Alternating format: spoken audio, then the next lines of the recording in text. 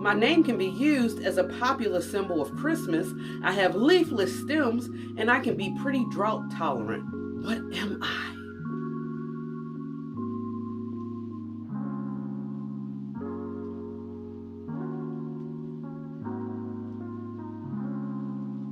It is the beautiful mistletoe cactus. Did you guess it right?